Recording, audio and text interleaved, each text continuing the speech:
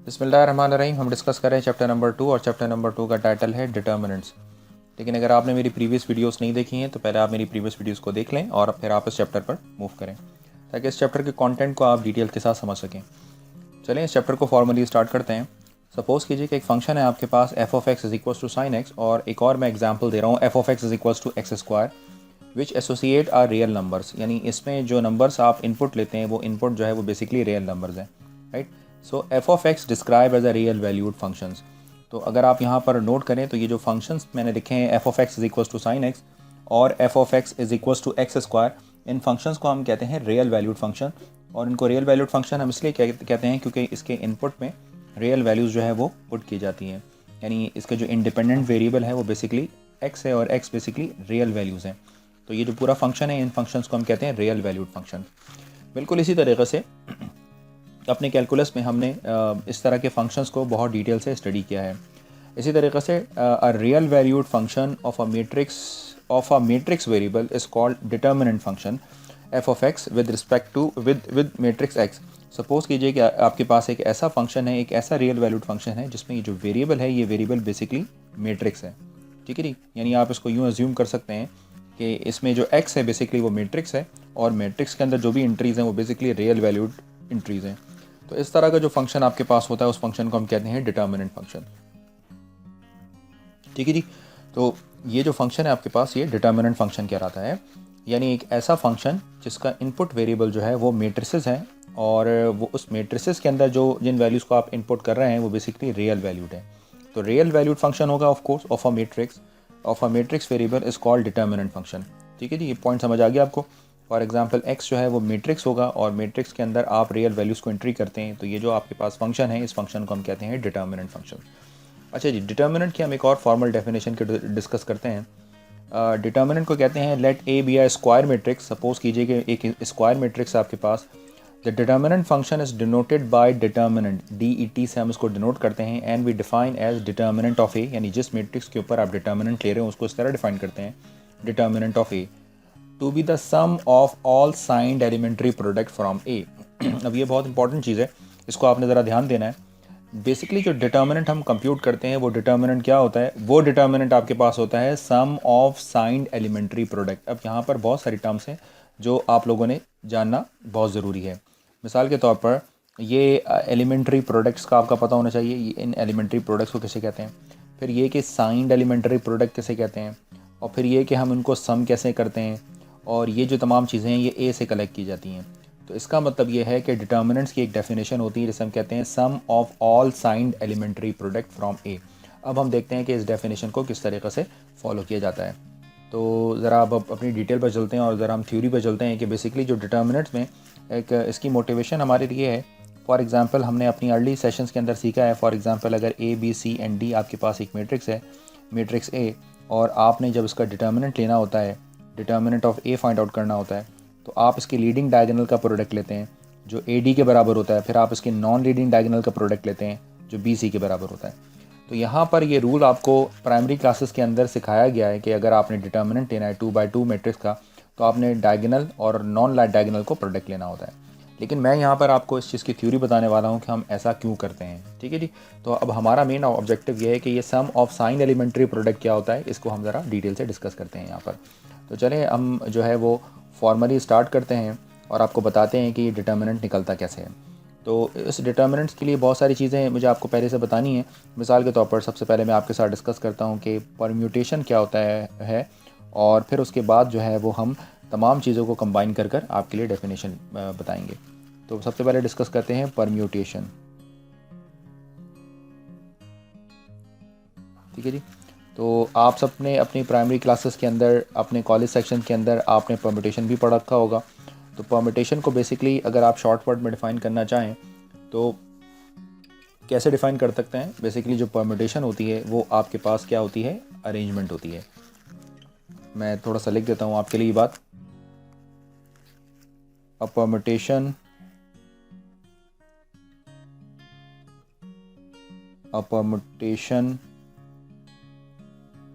Of the set of integer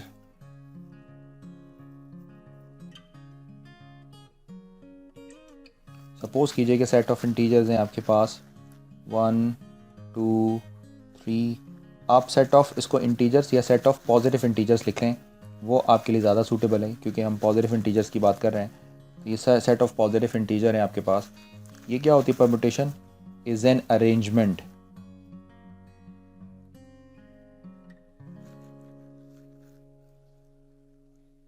is an arrangement of these integers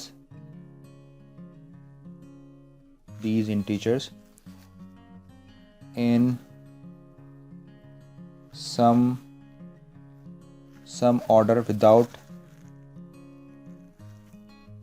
repetition।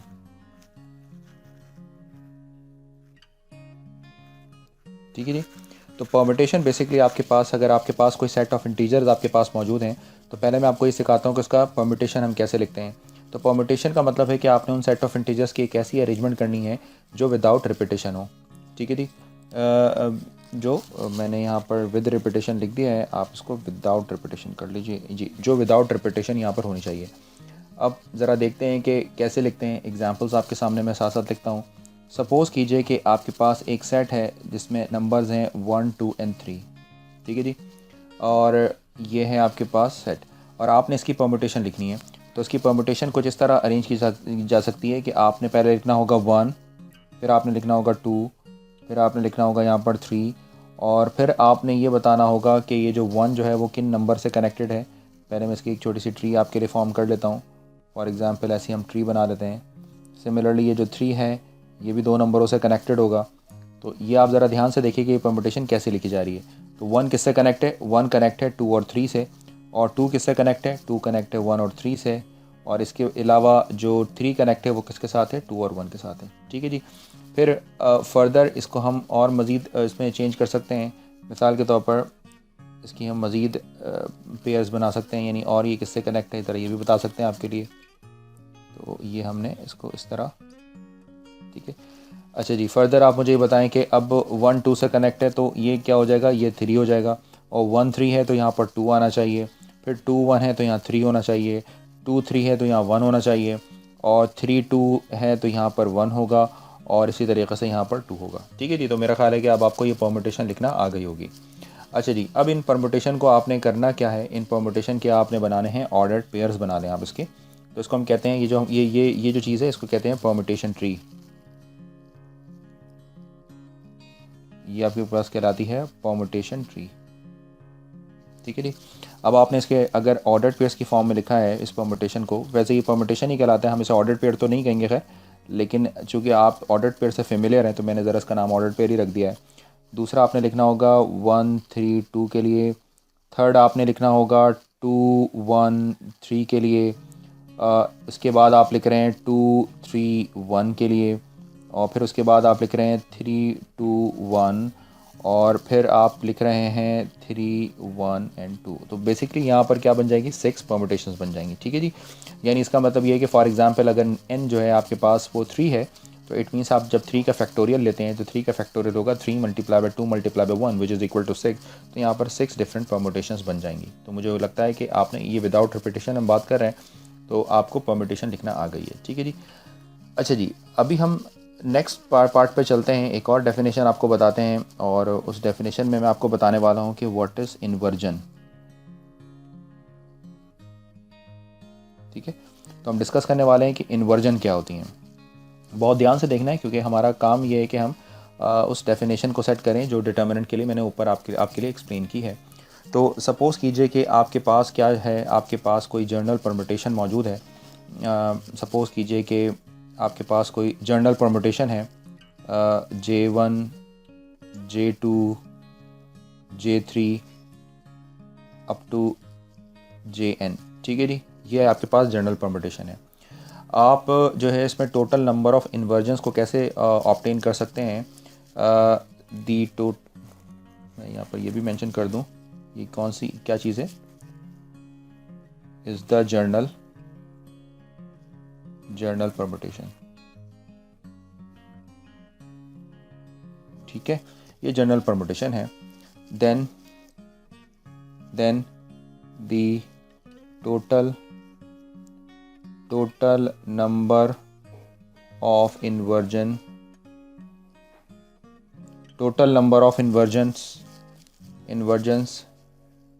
can be obtained। हम total number of inversions कैसे find out कर सकते हैं? तो इसके दो रूल्स हैं आपके पास। Find the number of integers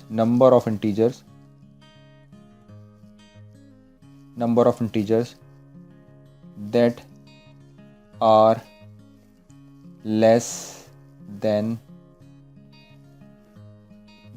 less than J1। ठीक है जी। अब मैं आप लोगों को एक्सप्लेन भी करता हूँ। एंड दैट फॉलो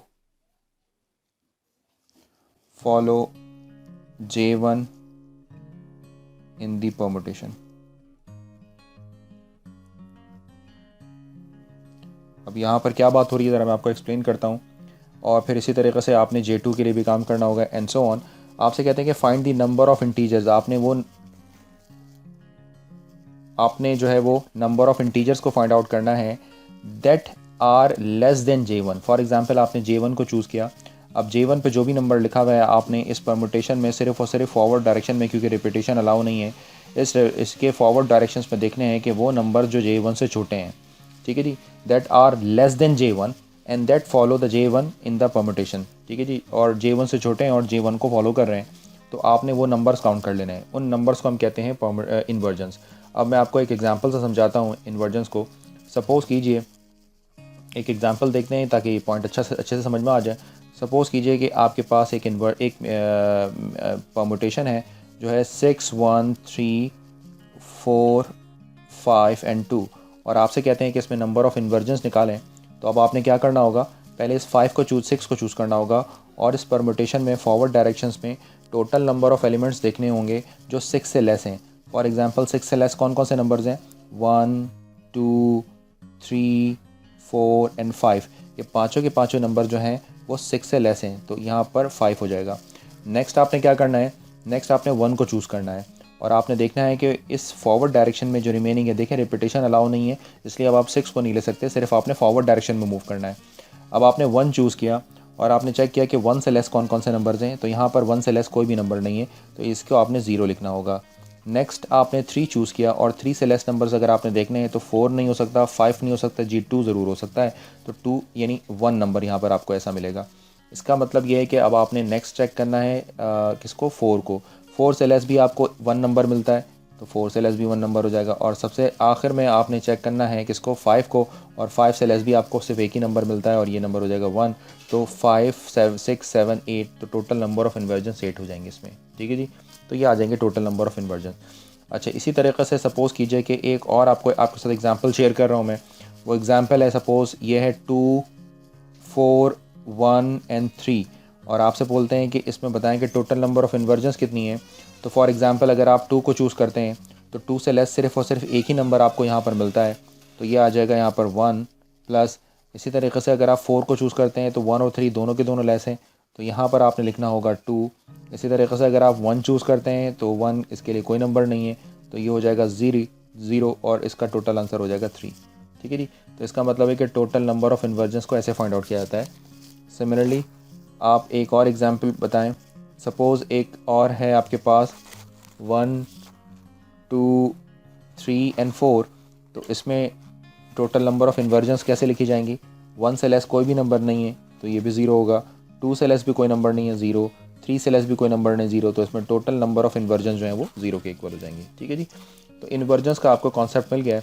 अब नेक्स्ट हम बात करते हैं, और उसे हम कहते हैं इवन एंड ऑड परम्यूटेशंस। तो एक और हम बात करने वाले हैं, और उसे हम कहते हैं इवन एंड ऑड परम्यूटेशंस।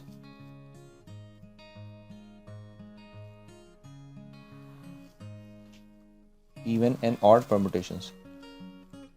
तो इवन और ऑड परम्यूटेशंस की अगर हम बात करते हैं तो इसमें हमने देखना होगा कि जो टोटल नंबर ऑफ़ इन्वर्जन्स है आपके पास, मैं लिख देता हूँ यहाँ पर, अ permutation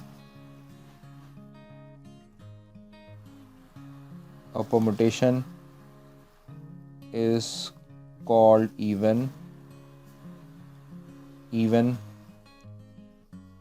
if the total number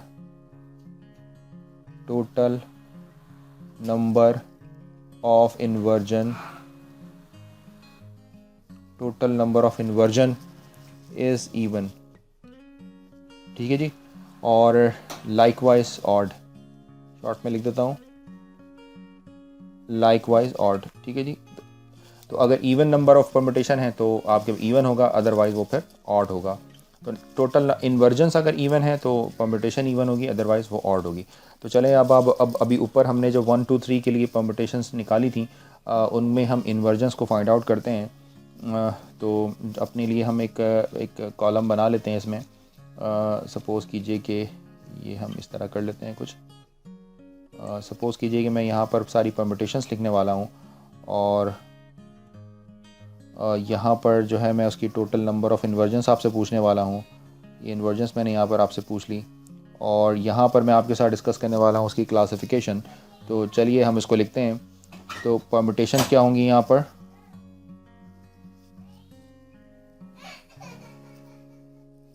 तो परम्यूटेशंस क्या होंगी आपके पास? परम्यूटेशंस और नंबर ऑफ़ इन्वर्जन्स देखनी होंगी हमने. नंबर ऑफ़ इन्वर्जन्स और क्लासिफिकेशन. ठीक है जी. तो अब आप मुझे बताएं कि आपके पास है 1 2 एंड 3. एक थी आपके पास परम्यूटेशन, एक परम्यूटेशन थी 1 3 एंड 2. एक परम्यूटेशन थी आपके पास 2 1 एंड 3. इसी तरीके से एक परम्यूटेशन थी आपके पास 2 3 एंड 1. और एक परम्यूटेशन थी आपके पास 3 1 एंड 2. और इसी तरीके से एक परम्यूटेशन थी आपके पास 3 2 एंड 1. तो सारी परम्यूटेशंस मैंने यहाँ पर लिख ली हैं. अब आपने मुझे ये बताना है इसके अंदर कि इसमें जो है वो जो है इसकी नंबर ऑफ़ इन्वर्जन्स क्या होंगी. तो यानी 1 से लेस कोई भी नंबर नहीं है, 2 से लेस भी कोई नंबर नहीं है, तो इसकी इन्वर्जन्स बन जाएगी 0. इसी तरीके से यहाँ पर अगर आप चेक करें तो 1 से लेस कोई नंबर नहीं है बट 3 से लेस एक ही नंबर है, तो यहाँ पर इसकी इन्वर्जन आ जाएगी 1. यहाँ पर चेक करें तो 2 से लेस तो एक ही नंबर है और 1 से लेस कोई भी नंबर नहीं है, तो इसकी भी इन्वर्जन आ जाएगी 1. इसी तरीके से अगर आप यहाँ चेक करें तो 2 से लेस एक ही नंबर है और 3 से लेस भी एक नंबर है, तो 1 + 1 इसकी इन्वर्जन आ जाएगी 2. और यहाँ पर चेक करें तो 3 से लेस दोनों नंबर हैं और 1 से लेस कोई नहीं है, तो इसकी भी इन्वर्जन आ जाएगी 2. और सबसे आखिरी जो नंबर लिखा हुआ है 3 से लेस 2 नंबर्स हैं, 2 से लेस 1 नंबर है, तो ये टोटल इन्वर्जन आ जाएगी 3. तो इसका मतलब इसकी क्लासिफिकेशन में ये जो 0 है इसे हम कहते हैं इवन, और ये जो 1 है ये बन जाएंगी ऑड. यहाँ पर ये जो 1 है इसे भी हम कहते हैं ऑड. ये आपके पास हो जाएगा इवन, यहाँ पर आपके पास हो जाएगा इवन और यहाँ पर हो जाएगा आपके पास ऑड. तो एक बात आपने और ध्यान में रखनी है, फॉर एग्जांपल कि हाफ़ जो होगी वो इवन परम्यूटेशंस आपके पास बनकर आएंगी और हाफ़ जो होगी वो ऑड परम्यूटेशंस बनकर आएंगी. ठीक है जी. तो यहाँ पर तक आपने बात कर ली है. अब हम बात करते हैं एक और चीज़ जिसे हम कहते हैं एलिमेंट्री प्रोडक्ट्स. तो मैं आपको ये बताता हूँ कि अब आपने एलिमेंट्री प्रोडक्ट्स कैसे लिखने होते हैं. तो ज़रा हम बात करते हैं अपनी एलिमेंट्री प्रोडक्ट्स की. इस तरह हमारे डेफिनेशंस के तमाम इंग्रेडिएंट्स कवर हो जाएंगे तो हमें काम करना बहुत आसान हो जाएगा. तो अब हम बात करते हैं एलिमेंट्री प्रोडक्ट. Elementary products. ठीक है जी. तो एलिमेंट्री प्रोडक्ट की हम बात करते हैं और सपोज़ कीजिए कि इन एलिमेंट्री प्रोडक्ट का क्या मतलब होता है.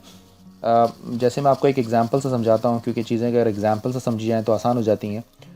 सपोज़ कीजिए कि एक आपकी एक मैट्रिक्स बना लेते हैं और वो मैट्रिक्स है आपके पास, सपोज़ 2x2 की एक मैट्रिक्स हमने फॉर्म कर ली.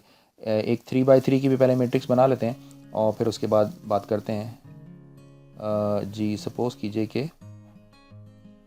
एक आपके पास ये 3x3 का हम सेटअप बना लेते हैं ऐसे. तो ये आपके पास जी. तो एलिमेंट्री प्रोडक्ट ज़रा आपको मुझे समझाना है.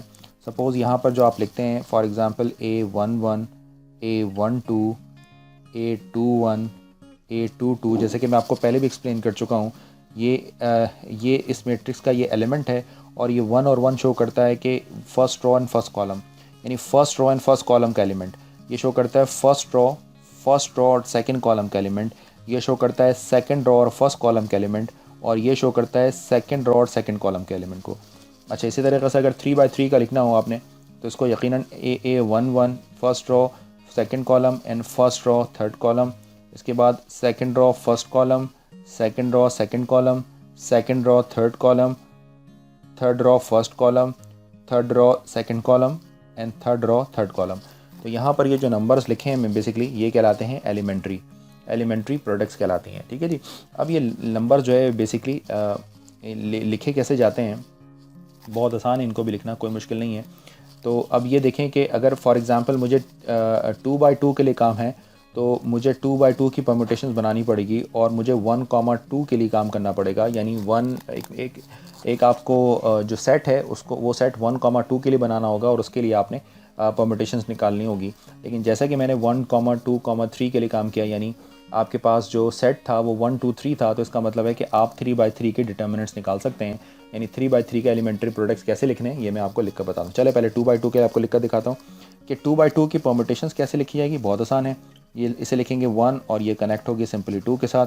सिमिलरली यहाँ पर लिखेंगे 2 और ये सिंपली कनेक्ट होगी 1 के साथ। तो अगर आपने इसकी एलिमेंट्री प्रोडक्ट लिखनी है तो उसका सबसे आसान तरीका ये होता है कि आप यहाँ पर लिखिए A और ये जो पहला वाला नंबर है इसके साथ जो है वो एक लिंक बना दें। यानी आप इसको लिखें A12 एंड देन A21 और इसके बाद आपका नेक्स्ट क्या बन जाएगा, सेकंड के लिए बन जाएगा A11 एंड A22। ठीक है, तो इस तरीके से आप इसको लिख सकते हैं। सपोज़ अगर ये नहीं लिखना है आपको तो चलें 3 बाई 3 के लिए समझते हैं और 3 बाई 3 के लिए मैं आपको इसको लिख कर दिखाता हूँ। तो इसकी कंस्ट्रक्शन कुछ इस तरीके से कर लें जैसे कि ऊपर मैंने इसकी ट्री ऑलरेडी फॉर्म की हुई थी, लेकिन इसकी कंस्ट्रक्शन कुछ इस तरह करें कि आप लिखिए ए ए ए ए ए ए ए ए। ये मुझे ज़रा इस तरह इसको लिखना आसान लगता है। एक चले ऊपर लिख लेते हैं ताकि हमारी स्क्रीन को स्क्रॉल करने की ज़रूरत। ये 6 आपने नंबर्स लिख दिए, ठीक है जी। अच्छा जी, चूँकि हम 3 बाई 3 की बात कर रहे हैं तो सारे नंबर्स को जो है वो आपने इस तरह लिखना है। ये पहले लिख दीजिए 1 2 3 1 2 3 1 2 3 1 2 3 1 2 3 1 2 एंड 3, राइट। अब आपने जो नेक्स्ट नंबर लिखना है वो कैसे लिखना है ये मैं आपको बहुत डिटेल से बता रहा हूँ, ज़रा ध्यान से देखिएगा। ये जो आपने ऊपर आपने एक ट्री फॉर्म की थी, या तो आप ट्री लिख लें या तो ये परमुटेशंस देख लें। तो ये परमुटेशंस है फॉर एग्जांपल 1 2 3 से, क्योंकि ये परमुटेशन हमने ट्री से लिखी है। तो अब जो जहाँ पर ये जो नेक्स्ट नंबर लिखना होगा आपने लिखना होगा 1 2 एंड 3 कर। फिर आपके पास जो नेक्स्ट परमुटेशन है वो नेक्स्ट परमुटेशन है 1 3 2। तो इसका मतलब है कि जो नेक्स्ट परमुटेशन में आपने यहाँ लिखना होगा 1 3 एंड 2। इसी तरीके से आपके पास जो फिर नेक्स्ट है वो है 2 1 3। तो यहाँ पर आपने लिखना होगा थर्ड के लिए 2 1 3, दिस इज़ 2 1 3। और फिर आपके पास जो फोर्थ परमुटेशन है वो है 2 3 1। तो यहाँ पर आपने लिखना होगा 2 3 1। और सिमिलरली जो फिफ्थ है वो है 3 1 2। तो यहाँ पर आपने लिखना होगा 3 1 एंड 2। और इसी तरीके से जो लास्ट है आपके पास वो है 3 2 1। तो यहाँ पर आपने लिखना होगा 3 2 1। तो यहाँ पर आपने ये चीज़ रेडी कर ली है, ठीक है जी। तो इसे हम कहते हैं एलिमेंट्री प्रोडक्ट्स, ठीक है। ये एलिमेंट्री नंबर्स हैं मिसाल के तौर पर, और इनको हमने मल्टीप्लाई वाली फॉर्म में लिखा है, तो ये कहलाते हैं एलिमेंट्री प्रोडक्ट। तो मेरा ख्याल है कि ये बात आपको समझ आ गई होगी। अगर 2 बाई 2 के लिए नहीं समझ आए तो चले मैं इसको वापस से समझाता हूँ। मिसाल के तौर पर इसकी जो परमुटेशंस बनेंगी वो क्या बनेंगी, इसकी परमुटेशंस 1 2, और इसी तरीके से इसकी जो एक और परमुटेशंस बनेंगी वो बनेंगी 2 1। अब अगर हम बात कर रहे हैं हाँ 2 बाई 2 के लिए, तो हमें लिखना होगा A and A.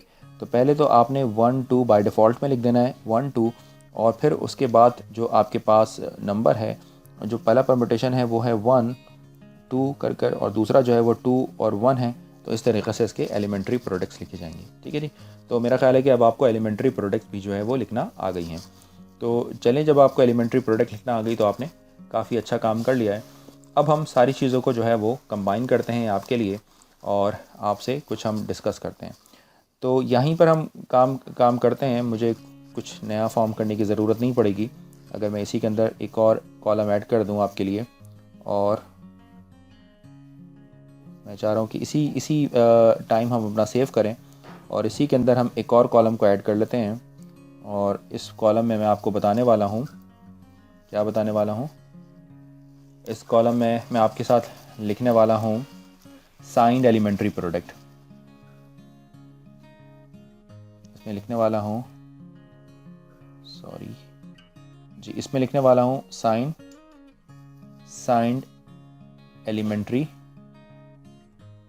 Elementary product. ठीक है जी। अब ये देखिए मैं कैसे लिखूँगा इसको, बहुत ध्यान से आपने देखना है। अब यहाँ पर जो पहली परमुटेशन आप जो लिख रहे हैं उसके इसके थ्रू मैंने अभी आपको लिख कर दिखाया एलिमेंट्री प्रोडक्ट कैसे लिखी जाएगी। ये लिखी जाएगी A1, जैसे अगर फिर से लिखना चाहें A1 2 3 तो बाय डिफ़ॉल्ट होगा, और यहाँ पर लिखेंगे A1 2 and 3। इसी तरीके से इसके लिए क्या लिखी जाएगी, A1 2 और 3 तो बाय डिफ़ॉल्ट होगा, और यहाँ पर लिखी जाएगी 1 3 and 2।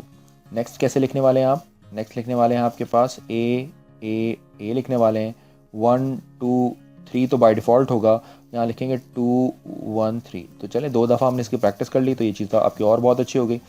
इसी तरीके से इसको लिखने वाले हैं ए, यहाँ लिखेंगे 1 2 and 3, और ये बन जाएगा आपके पास 2 3 and 1। इसी तरीके से ये बन जाएगा ए, यहाँ लिखेंगे 1 2 and 3, और यहाँ पर आ जाएगा 3 1 and 2, और सबसे लास्ट में आपके पास आ जाएगा A1 A2 and A3, और ये बन जाएगा 3 2 and 1। ठीक है जी।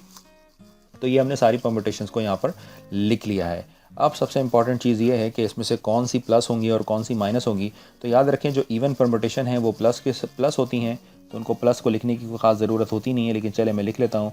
और जो ऑड परम्यूटेशंस होती हैं वो सारी माइनस होती हैं। ये भी माइनस होगी, ये इवन है ये प्लस होगी, ये इवन है ये प्लस होगी, और ये ऑड है माइनस होगी। ठीक है जी। तो अब हमारा सबसे आखिरी काम बाकी है। तो डेफिनेशन में आपसे कहा गया था कि sum of all signed elementary product, क्या कहा गया था, sum of all signed elementary product. तो ये सारी की सारी हमने एलिमेंट्री प्रोडक्ट्स निकाल ली हैं। ठीक है जी। ये अगर मैं चाहूँ तो इधर भी मैं प्लस माइनस के साइन आपके सामने लगा देता हूँ ताकि आप प्लस माइनस यहाँ पर तरह लिखना मेरे लिए आसान हो जाएगा। तो ये है आपके पास, क्या था ये आपके पास, प्लस माइनस और फिर माइनस, फिर एक और माइनस है, फिर आपके पास 2 वैल्यूज़ प्लस के साथ हैं और फिर एक वैल्यू आपकी माइनस के साथ है। ठीक है जी। तो वही चीज़ मैंने यहाँ पर लिख दी है ताकि आपके लिए काम करना थोड़ा सा आसान हो जाए। तो ये आपके पास आ गए हैं sum of sign elementary product, यानी साइन एलिमेंट्री प्रोडक्ट्स आपको मिल गए हैं। अब आपने क्या करना है, डिटर्मिनेंट क्या कहता है, डिटर्मिनेंट ये कहता है कि ये सम ऑफ साइन एलिमेंट्री प्रोडक्ट है।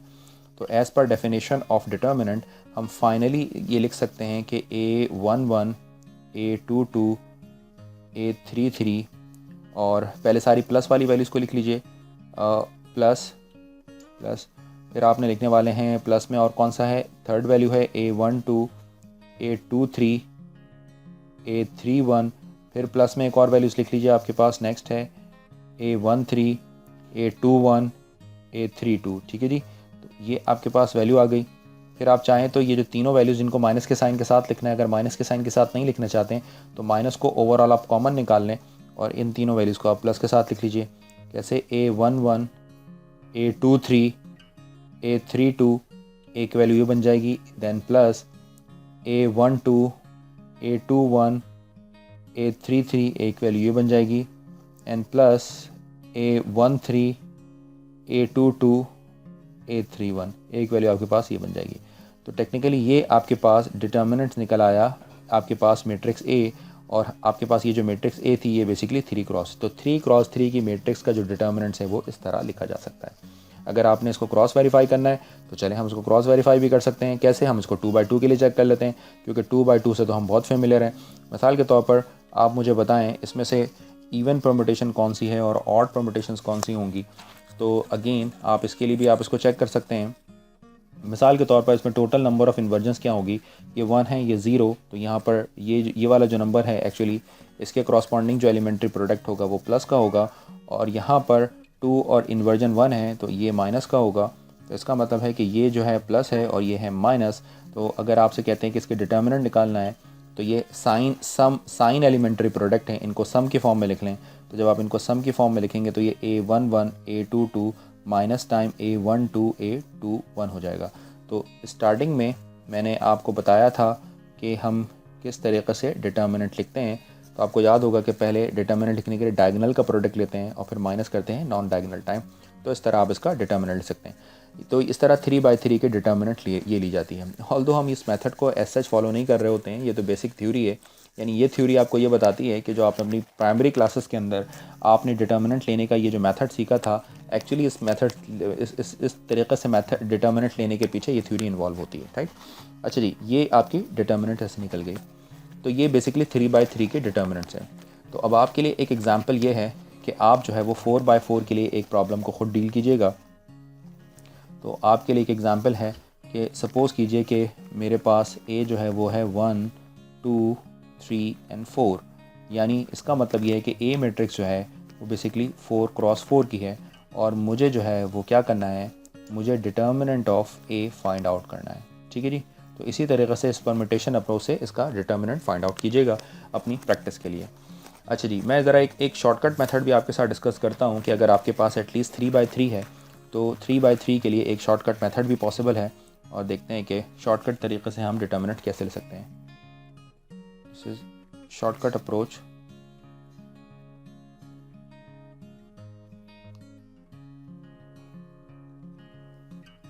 ऑफ डिटर्मिनेंट ऑफ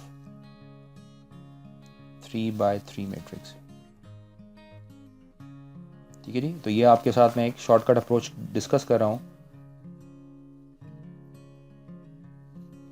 तो अब हम देखते हैं कि एक शॉर्टकट मेथड से हम shortcut approach of determinant of 3/3 matrix का 3/3 का जो अगर मैट्रिक्स है आपके पास, मैं एक मैट्रिक्स बनाकर आपको बताता हूँ और फिर देखते हैं। तो एक मैट्रिक्स हम फॉर्म कर लेते हैं ज़रा जल्दी से और देखते हैं कि वो फिर आपके पास शॉर्टकट कैसे ये डिटर्मिनेंट कैसे निकलती है। तो ये मेथड काफ़ी यूज़फुल मेथड है। तो ये देखें, सपोज़ मैंने एक 3/3 की एक मैट्रिक्स मैंने आपके लिए फॉर्म कर लिए। सपोज़ कीजिए कि ये मैट्रिक्स ए है और इसके जो एलिमेंट्स हैं वो हैं A11 A12 A13 A21 A22 A23 A31 A32 A33। ठीक है जी। तो इसका एक शॉर्टकट मेथड ये होता है कि आपने क्या करना होता है कि जो फर्स्ट, ये सिंपल मैं 3/3 के लिए बता रहा हूँ, ये कोई जनरल अप्रोच नहीं है, तो इसलिए आप इसको सब पर अप्लाई ना कीजिएगा। हम और बहुत सारी अप्रोचेस देखेंगे कि डिटर्मिनेंट्स कैसे निकाली जाती हैं। फिलहाल सिर्फ 3/3 की मैं बात कर रहा हूँ कि आपने करना ये है कि जो फर्स्ट 2 कॉलम्स हैं इनको आपने री राइट करना है। तो मेरे पास तो री राइट करने के लिए एक अच्छा टूल ये है कि मैं इसको ऐसे कट कर लेता हूँ और कॉपी कर लेता हूँ और इसको सपोज़ मैंने यहाँ पर आकर पेस्ट कर दिया आपके लिए। ठीक है जी। तो ऐसे आपने क्या करना है, इसको रीराइट करना है और रीराइट करने के बाद आपने जो है वो आपने क्या करना है, आपने बनाने हैं एरोस। अब ये एरोस कैसे बनेंगे और इन एरोस का क्या फंक्शन है ये ज़रा डिस्कस करते हैं। तो पहले तो आपने यहाँ पर बनाने हैं, देखिए जी, ये एक आपके पास ऐसे एक डायगोनल एलिमेंट आ जाएगा ऐसे, ये देखिए ये एक, ठीक है जी, ये बनाना है आपने एरो। फिर आपने ये वाले जो डायगोनल एलिमेंट हैं इनका आप ऐसे कर कर एक एरो बना लीजिए। ये तो पहले लीडिंग वाली साइड पर हम चल रहे हैं और एक आपने इनका इनके साथ एरो फॉर्म कर लिया, ये आपका एरो बन गया। ठीक है जी, यहाँ तक आपको मेरी बात समझ आ गई है। अब आपने जो है वो इसके बाद आपने बनाना है रिवर्स डायरेक्शंस में एरोस। तो रिवर्स डायरेक्शन में देखें ये 3 नंबर्स हैं, ये 3 नंबर्स हैं, इनका एक बन सकता है, इन पर एक बन सकता है। इन डायगोनल्स को आपने मेंशन करना है यहाँ पर। तो आपने इन नंबर्स को ऐसे करके मेंशन किया, ये देखिए जी, एक एरो आपने ये बना लिया। इसी तरीक़े से एक एरो जो है वो आपने यहाँ पर फॉर्म कर लिया और इसी तरीक़े से एक एरो जो है वो आपने यहाँ पर फॉर्म कर लिया। ठीक है जी। तो मुझे उम्मीद है कि आपको ये पॉइंट समझ आ गया होगा। अब यहाँ पर करना क्या है, सिर्फ सिंपली आपने करना ये है कि ये जो लीडिंग डायगोनल्स वाले एरोज़ हैं इनको प्रोडक्ट लेकर लिखना है आपने। ये हो जाएगा आपके पास, क्या हो जाएगा, A11 A22 A33 और जो जितने लीडिंग वाले हैं उनको प्लस के साथ लिखना है। जैसे ये प्लस हो गया, नेक्स्ट क्या हो जाएगा, नेक्स्ट हो जाएगा A12